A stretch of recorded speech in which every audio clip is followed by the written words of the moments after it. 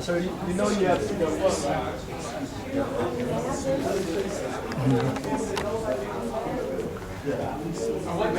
Where's the cake?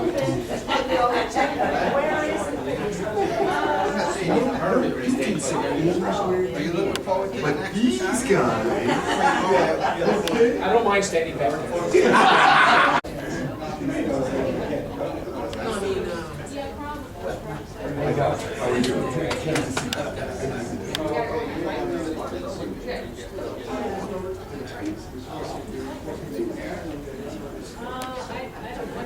Right up here, or you take back there? What do you say?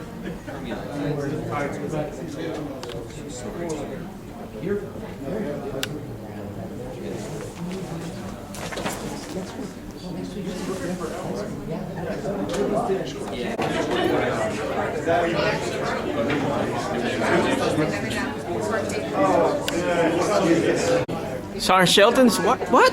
That's a horse.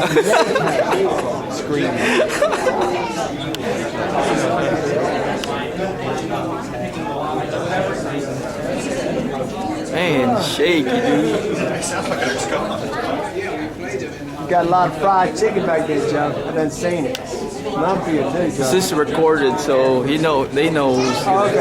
I see a lot of fried chicken. You can thank them ahead of time now. I can't wait for the fried chicken.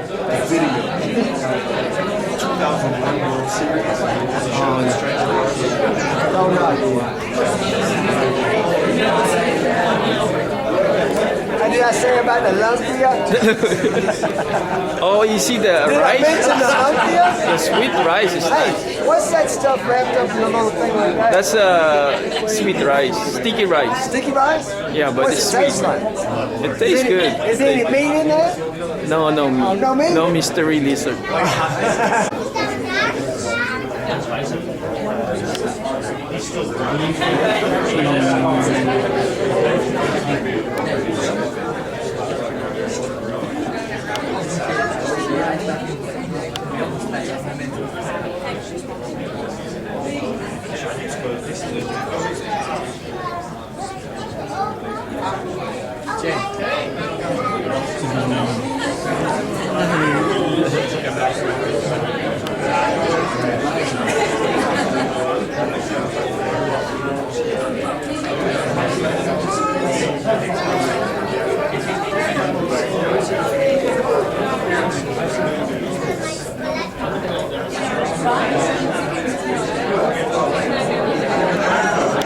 The career accomplishments of Sergeant First Class Randall James Helms, also known as Randy. Could you please take this time to turn off for silence all your cellular, mobile devices, and also please remove your badges at this time. Furthermore, once the official party arrives, I will ask everyone to stand, and I ask that you remain standing for the playing of the national anthem and for the invocation. Thank you very much.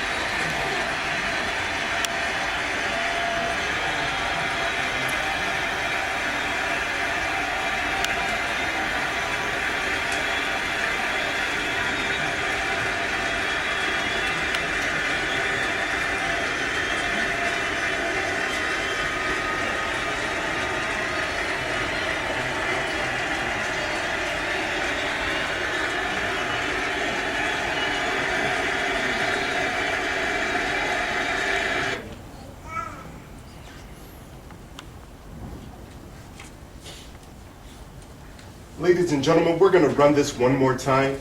And if you will look to the left of the video, you'll see Sergeant First Class Randy Helms there when he was Sergeant Helms. This is the World Series of 2001. This was right after 9/11 in the United States.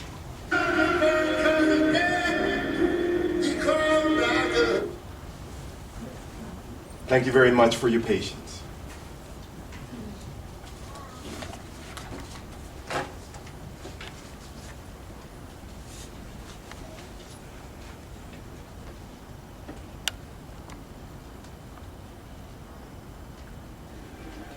Ladies and gentlemen, to honor America with the singing of America the Beautiful, please welcome the man and his soul, Mr. Ray Charles.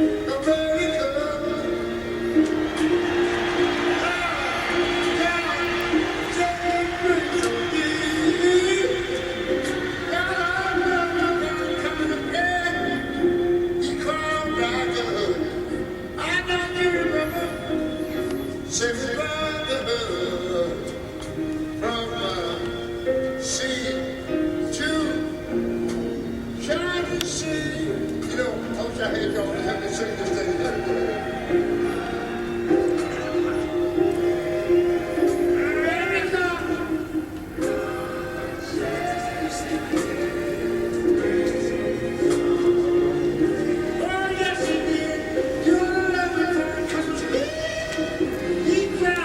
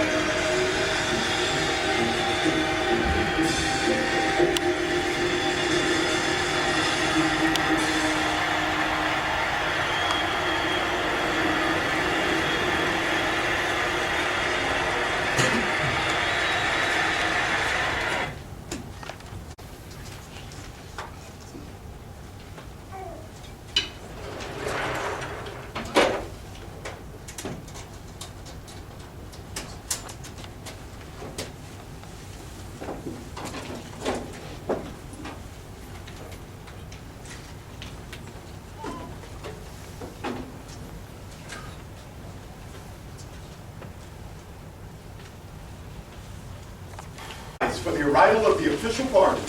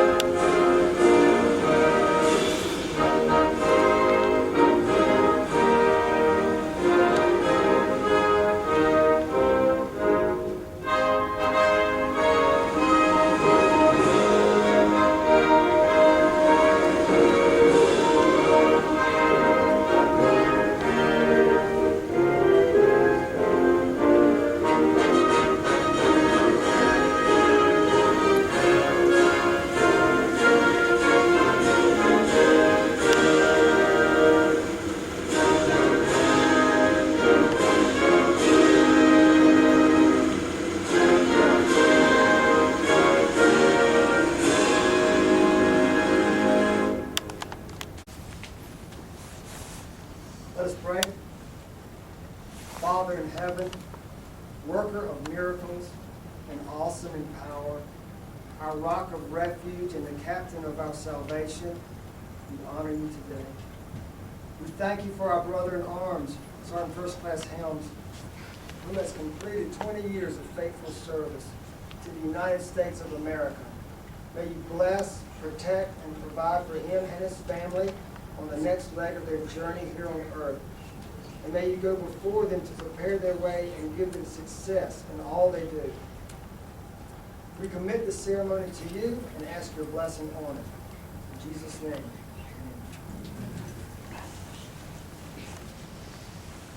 Ladies and gentlemen, please be seated.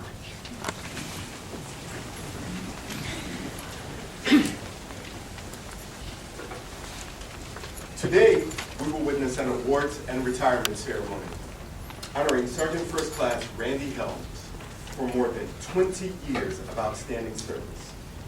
We're pleased that you are here to share with us in this important event. At this time, we'd like to recognize several special guests.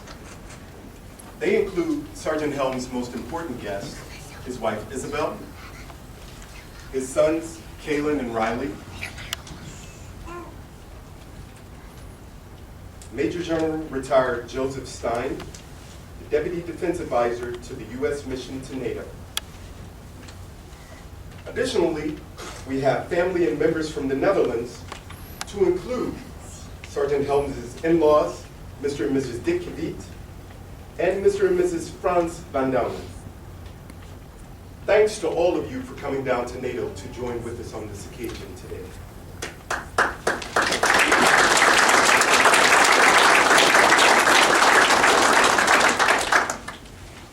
Ladies and gentlemen, Brigadier General Paul Johnson. Thank you, everybody, for coming. We've got a full house, standing room only. Either you told them there was free food, or they think you owe them money, one or the other. Or both. Yeah. First of all, thank you, obviously, Isabel, Kaylin, Riley, a big day for the family and for you guys. Joe, thank you for being here, and for so many others, for family. Thank you for participating in this big day. And as we go through this, hopefully you can understand a little bit about why this is a big day for us, and especially for the Helms family. Randy, as we know, has been doing this for over 20 years now. And we need to walk the trail just a little bit, and that's what we do. If you spend 20 plus years in the military, you leave a trail. And his has gone a lot of places, and he has done a lot of things. I'll first start by saying what he is. And we talk about our professional designations. He's a 42 Alpha, and that doesn't mean anything to almost anybody in the room. What that means is, professionally, within the military, he's designated as a human resources specialist, which means I still don't know what he does. Moreover, he's never done it. He started out in 1992, did his basic training in Fort Jackson, and then went to Korea for 2 years and served in an Army garrison in Korea. Following that, he came a long way in the other direction and came to Rotterdam and was there stationed as part of a transportation group, something totally unrelated to what he was doing in Korea. Was in Rotterdam from 94 to 99, about 5 years, so he apparently liked it. And like any of us that do overseas tours, when we go back, we take memories, we take souvenirs, we take antique furniture, whatever. Randy took Isabel. It's pretty good. I'd say that worked out pretty well. But from Rotterdam, he took his pasty white skin from Belgium and went to Phoenix, Arizona, where he worked in a MEPS facility. That is a military entrance processing center, where anyone entering our military, Army, Navy, Air Force, Marines, you first enter into that facility and they process you. That is where you raise your right hand and sworn in. They prep you for wherever you're going to go for the day. So he worked there in Phoenix for about 3 years. Following that assignment, he comes back over here. I think there may be a trend. And they go to SHAPE. So they go down the road to SHAPE, where he works in the U.S. Army element down at SHAPE, working in J1. Again, something totally unrelated to his MEPS work. I still think unrelated to human resources. I don't know if he ever does that. And spends about 3 years there, something like that. And from there, he goes back to the Southwest and goes to San Antonio, Texas, where he works in the 32nd Medical Brigade at Fort Sam Houston. It is there, in that 3-year or so assignment, that he takes a significant detour and spends a year in Iraq. And we will come back to that as part of a training team assigned to support the Iraqi Army. Comes back home after that in Fort Sam, and then PCSs, and yes, we have a trend. He comes back to Europe. And in 2008 came here. Came to NATO headquarters, been here since 2008. Along the way, we have Kaylin and Riley. Kaylin is 9, Riley is 7, both of them born while he was here on the SHAPE tour. So Riley and Kaylin were born here in Europe. And so of significance, Isabel changed her naturalized citizenship in 2010. Once you guys finished with your argument, you figured out when it really happened. It was 2010. Finally, Randy stopped talking. And I don't know, obviously it's a significant event, and that's significant for them and for Isabel, but if you've ever been to a naturalization ceremony, you realize those are a big deal. And I wish we could make every natural-born U.S. citizen go to one of those. Because if there's anything we as American citizens take for granted, it's our natural citizenship. And those that are naturalized citizens don't take that for granted because they have to work very, very, very hard to obtain that citizenship. So Isabel has that actual dual citizenship. And the one thing I want to say to all 3 of you, especially to you, and this is what you need to remember. Been married almost 13 years. And she married Randy while he was in the military, so hopefully she knew what she was getting into, but probably not. None of us really do. But you have almost 13 years of military service. And please don't ever forget that. You've got about 9 years of military service, and you've got about 7 years of military service. Because we all know it's a family affair, and we all go through the relocations, the dislocations, the forced separations, the new towns, the new schools, the new friends, the new families, all of those things that go with it. And the family is dedicated to military service as much as the member is. And those things are not easy on the military family, and they are part of the military service. For his profession, he has done a lot of things that we would all expect to do and would hope to do. He has earned 3 Army Commendation Medals. He has a Joint Service Commendation Medal, a Defense Meritorious Service Medal, a Combat Action Badge for direct contact with the enemy, and a Bronze Star.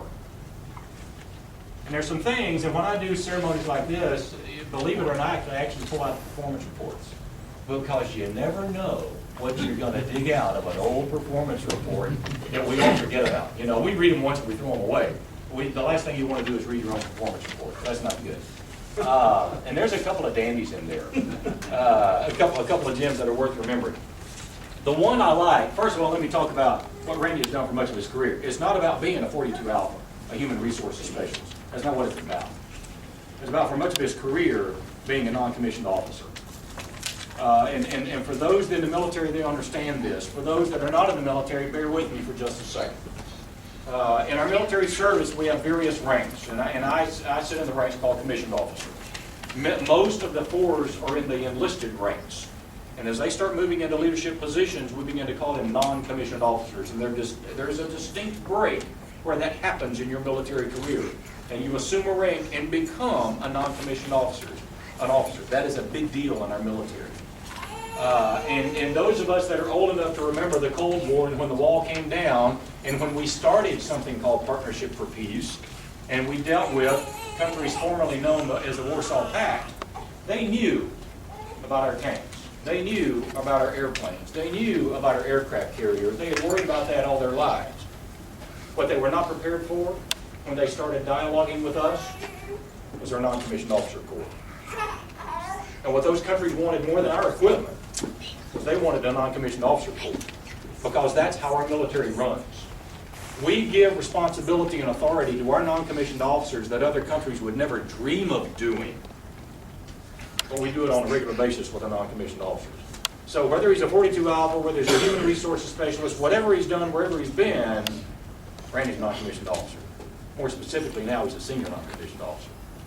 Here's my favorite quote, and I'd love to know the story. He took firm control of a substandard NCO and raised his performance. Boy, I'd like to know the rest of that one. There might have been some of what we call in military wall-to-wall counseling going on for that one. But it is about standards, showing our youngest enlisted personnel what the standards are, and holding ourselves to standards, fellow NCOs and fellow officers to what those standards are. And that's what Randy has done, and that's what Randy does so well. More than once on performance reports, I saw this: always prepared to train. If there's anything an NCO does, it's train, it's teach, it's mentor, it's coach the young people that are coming into service. And that's the recurring theme when you read his record. I want to talk a little bit about what he did in Iraq. Because here's an individual whose career field is one not of combat arms. He's not an infantryman. He's not an armor NCO. He's a human resources specialist, typically doing administrative kinds of work. But he went to Iraq to work on a training team where they attempted to train the Iraqi military, and found himself doing things probably quite different than he expected he would do when he was in the military. He helped them put together a physical training program for their soldiers because they didn't know how to do that. He helped straighten out their pay procedures. They couldn't even get their pay right. The kinds of things that we take for granted. He helped them understand how to do staff work, how to run the organization. Not just how to be soldiers, but how to run the organization. No kidding. His job description, one of his job description phrases was responsible for the development of Iraqi officers. Now, at first blush, you think, wait a minute, what do we have an NCO training the officers? Here's what I submit to the officers in the crowd. If you want to know what's expected of a U.S. officer, what your standards of conduct should be, what your standards of behavior should be, how you should do your job and carry yourself and present yourself, go ask an NCO. They'll tell you. And they'll tell you in no uncertain terms. But the ability, not yet. It's coming. But the ability of an NCO in a professional manner to mentor other officers of another nation is a significant achievement. And not every country can do that. But I would offer that the NCO Corps of the United States military is all about that, and that's what he got to do. In addition to Iraq, he spent about 95 patrols, mounted resistance amount of patrols outside the wire, personal escort to an Iraqi division commander while he was there, recognized by the commanders of 126 Infantry and 367 Armor for his battlefield leadership. This is administrative NCO being acknowledged for his battlefield leadership. Received his combat action badge and a Bronze Star for the work he did over there. And again, was noted for always prepared to train, the classic NCO. He does become promoted to Sergeant First Class, and now he makes that cut to become a senior non-commissioned officer. And as I tell when I'm talking to people in the Air Force, who creates airmen? NCOs create airmen. Same as who creates a new soldier? It's an Army NCO. Well, okay, who creates Army NCOs? It's a senior NCO. Officers don't do that. Senior NCOs create NCOs, and that's what he did when he moved to the rank of Sergeant First Class. And I'll offer you these three things about what has been said about him. Again, the idea of training and coaching and mentoring. 100% of his soldiers are pursuing college degrees. That's significant. Secondly, and again, bear with me, in any organization, especially in the Air Force, and I think it is also true in the Army, there are two key enlisted positions. One is Command Sergeant Major. He is the senior enlisted individual in that organization. The second is the First Sergeant. That is the person that is responsible for the people in the organization. Those people that are having personal problems, marital problems, professional problems, they need a mentor, they need a coach, they need a soft heart, they need a swift kick, whatever it is, that's what the First Sergeant is all about. And there's a very special relationship between a commander and his or her First Sergeant. Never been a commander 3 different times, I can tell you, I have a soft spot in my heart for First Sergeants. And I think that's true in any military service, Army, Navy, Air Force, whoever. More than once, the lead recommendation on this performance report is that his next assignment should be that of First Sergeant. There's no higher praise for a senior NCO than to be recommended for First Sergeant duties. And the final thing I'll say before we get on to the important part of this is Vice Admiral Gallagher wishes he could be here to do this, but he's on the road. So I will simply quote from him. In his final performance report, the final bullet from Vice Admiral Gallagher was, one of the top 5 senior non-commissioned officers I've worked with in 34 years. As we would say in the South, that's walking and tall cotton. Well done. This is a celebration. This isn't a wake. You know, this isn't mourning. This is a celebration. And I was actually asking Randy outside in just a moment ago. I said, "Okay, are you ready for this?" Well, first of all, I asked Isabel if she's ready for this. She says, "Yep, it's time." And I asked Randy, "Are you ready for this?" He says, "I am so excited." And that's as it should be. Because fortunately, we have opportunities to retire in the military at a transition point and go off and do other things, and that's what he is about to do. He already has his bachelor's degree in organizational and security management, and he's on his way to his master's degree in international relations. We're better to study international relations than at NATO. If you figure it out, let me know. And so this is the transition point for them, and it is a day of celebration, and I'm glad you guys are here to celebrate it with him. But before we let him talk, which will be the scary part of the presentation, we're all worried about that, we have some official business to do, otherwise you won't be retired. So let's be about the official business. Ladies and gentlemen, please rise for the reading of the citation to accompany the award of the Defense Meritorious Service Medal to Sergeant First Class Helms. Publish the order. Attention to orders. Citation to accompany the award of the Defense Meritorious Service Medal to Sergeant First Class Randall J. Helms. United States Army.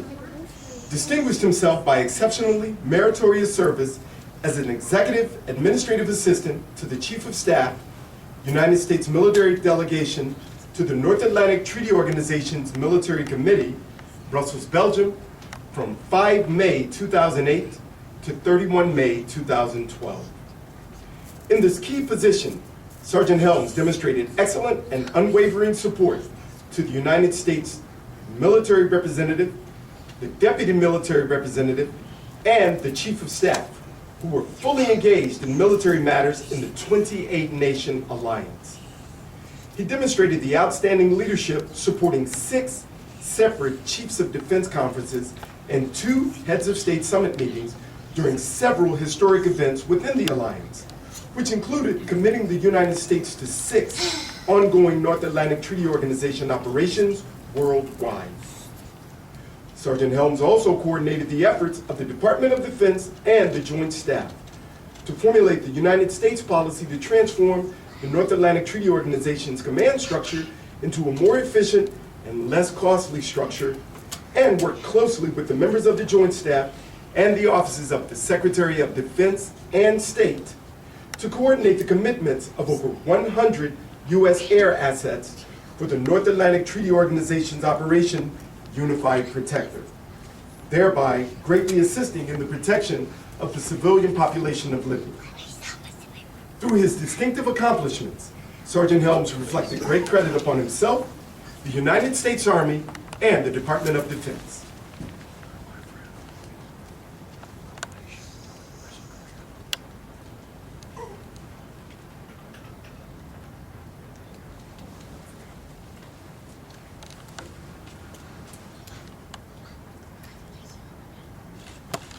States of America. To all who shall see these presents, greetings. This is to certify that Randall James Helms, Sergeant First Class, Regular Army in 12. Signed, Raymond T. Odierno, General, United States Army, Chief of Staff.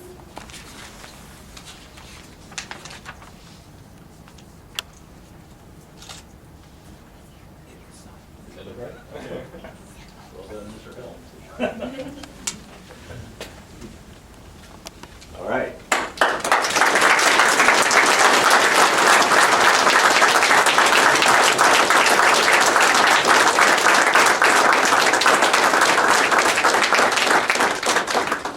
Ladies and gentlemen, please be seated. Randall J. Helms, Sergeant First Class, Regular Army, I extend to you my personal thanks and the sincere appreciation of a grateful nation for your contribution of honorable service to our country. You have helped maintain the security of the nation during a critical time in its history with a devotion to duty and a spirit of sacrifice in keeping with the proud traditions of military service. Your commitment and dedication have been an inspiration for all those who will follow in your footsteps and for all Americans who join me today in saluting you for a job extremely well done. My best wishes to you for happiness and success in your future. Signed, Barack Obama, Commander-in-Chief.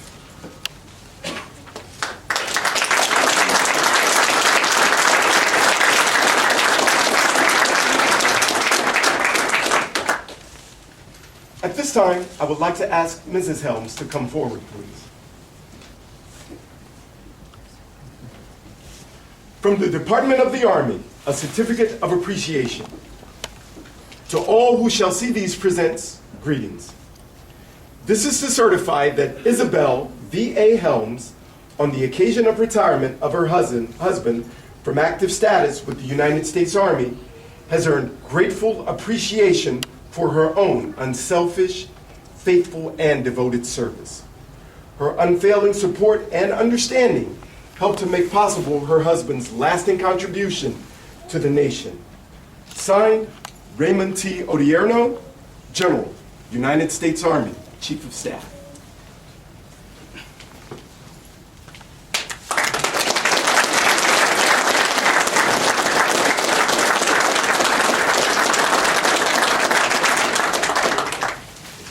First Sergeant Sicardo and Master Sergeant Foster will now present Sergeant First Class Helms with a gift from the NCOs of the United States Military Delegation to the NATO Military Committee. Greetings. Sergeant First Class Helms and myself were stationed together back in 2002 at SHAPE. I had the pleasure of working with him, even though I cannot remember what he looked like back then. I asked him, let me show me your ID, let me see what he looked like. Completely different. So if you know him since November this way, he looks completely different again. Even Ray Charles wouldn't recognize him. Today we highlight the conclusion of an exemplary military career. We bid farewell to an outstanding non-commissioned officer, a family man, friend, and husband, who mentored, led, and trained our military's best assets, both in wartime and in peacetime. For the past 20 years, Sergeant Helms has done everything that our nation has asked of him, and he will continue to do great things for the nation, hopefully working for the government. We have been fortunate enough to have Sergeant Helms as part of our team at the U.S. delegation and the Brussels community, and he will truly be missed. Recognizing his outstanding contributions, we have this shadow box which highlights his accomplishments. Thank you on a job well done. Best of luck to you and your family, and God bless.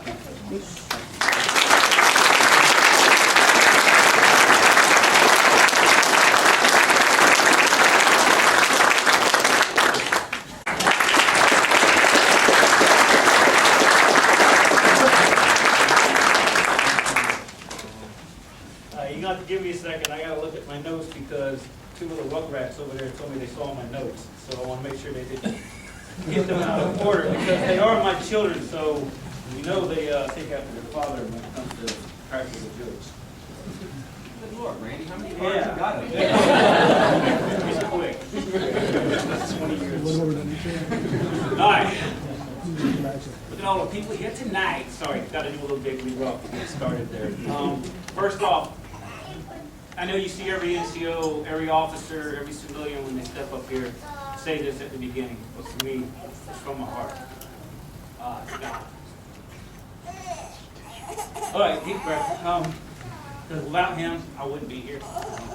So, General Johnson, your words, thank you very much.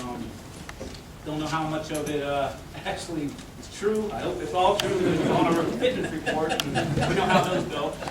But thank you, sir, very much for your guidance and to your wife as well. I mean, I haven't known you very long, short amount of time, but long enough that I had the pleasure to get to serve as your XO for a couple of days, and it was a pleasure. And thank you for being here and doing this today. I also want to thank Vice Admiral Gallagher and Roz, who unfortunately couldn't be here. I got a very nice email from the mill rep a couple of days ago, and the way I looked at it, the boss gets hundreds of emails a day, and he responded back to one that I had not even seen because of some computer problems, and it was the one that told everybody about my retirement ceremony, and he responded back from that one, and I thought about it, and I thought, you know, this guy gets hundreds of emails, and for him to see that one and take the time to respond to me, it meant a lot. And for anybody here who doesn't know Roz Gallagher, you need to know Roz Gallagher. She's a hoot, and she has been just the best. I mean, coming into the front office and always taking the time to talk to me and the chief and making sure that we're doing good, and I love her dearly. So thanks to them, even though they're not here. I want to say thank you to Mr. Stein for taking time out of your busy schedule, sir, to come down and do this. I really appreciate it. It means a lot to me. And Captain Palmer, didn't get a chance to be your exec, but sorry, I left you in good hands there with Sergeant Salida, so I think this will be all right. To Mr. Colonel Steve Liska, I'm in between on what to call you. I just don't know what to say, and I can't say Steve, so it's not going to work. You'll always be Colonel Liska to me. We met each other many years ago. Our paths crossed, and they got to cross again here. And I just thank you so much for all that you allowed me to do here, because you really allowed me to step up and do what I wanted to do and get fully engaged and fully involved in everything that's going on in the delegation. On top of that, being in Europe as long as you have, you provided me lots of guidance that helped Isabel, me, and the boys when it's come to things out on the civilian side. So you and Francois, thank you so much for everything. Adrian, I'm sure he's going to get that English thing down. It'll be great. So, okay, the rest of the shout-outs, thank yous will come later. I was told by someone to keep this serious. I won't say who, but here's a clue. She is a belle. My wife said I talk too much. Really? I thought I was kind of shy. All right? And you really want me to learn another language? You sure about that? I'll never shut up. But anyway. 20 years ago, I left Brunswick, Georgia to join the Army. I did not join to be a soldier. I did not join because I was overly patriotic. I joined to see if I could pass basic training. I wanted to see if I was man enough to make it through basic training. I heard so many people talk about it, I had to see it. At 23 years old, I thought I could whoop the world. Boy, was I wrong. I had a lot to learn. Funny thing is, here we are 20 years later, and I'm retiring. I love the Army, if you can't figure that out. I really do love the Army. It's funny because when I was 16 years old, I had other plans for where my life would end up.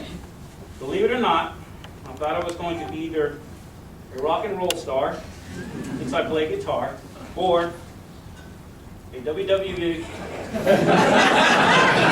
professional wrestler. I actually even had a name. I was 16 years old, and my name was Randy Rock.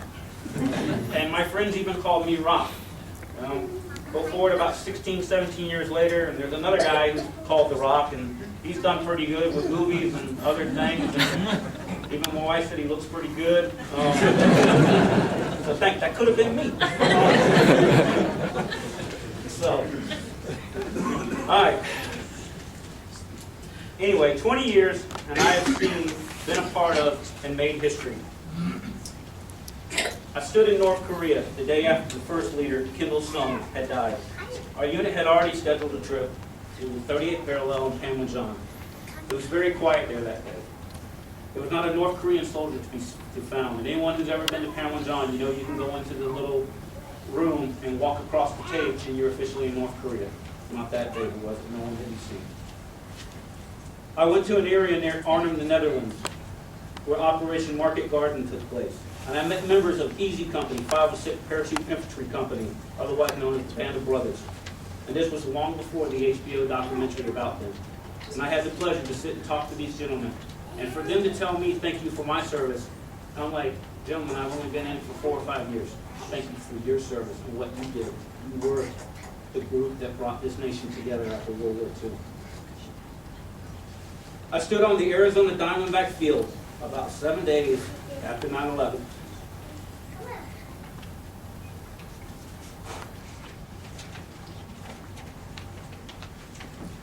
Holding the U.S. flag, I was full of pride as the crowd chanted, USA, USA. No, okay.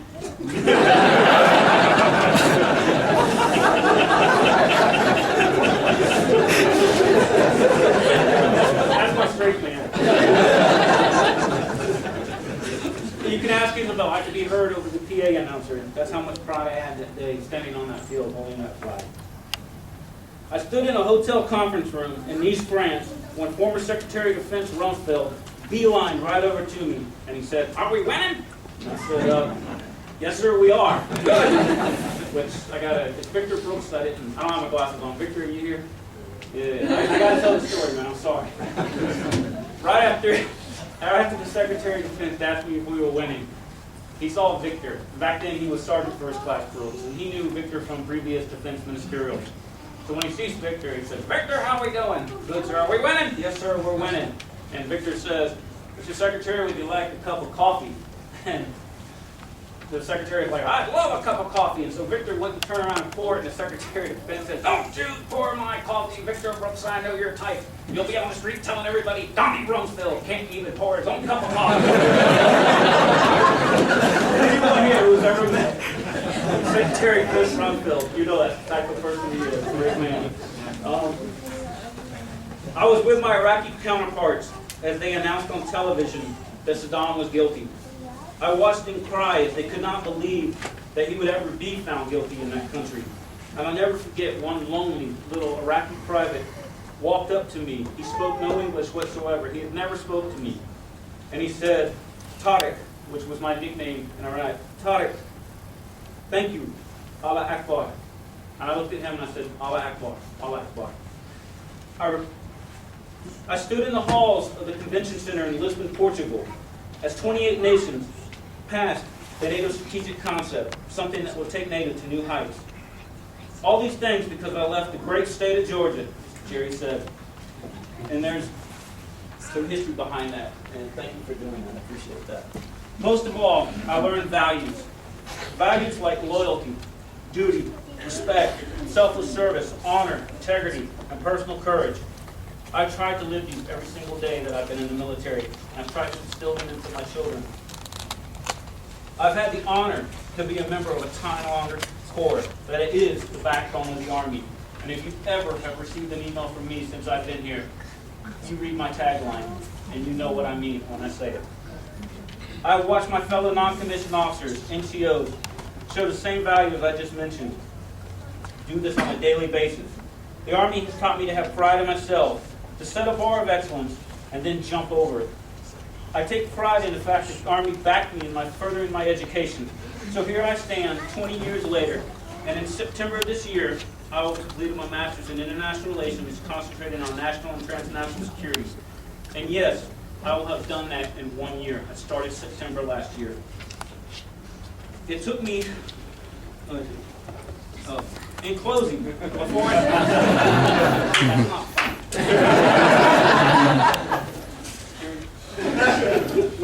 Oh, no.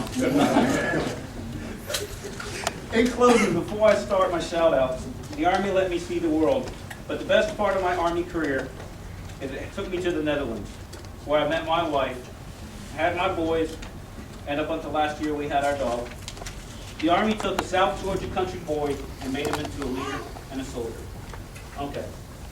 Somebody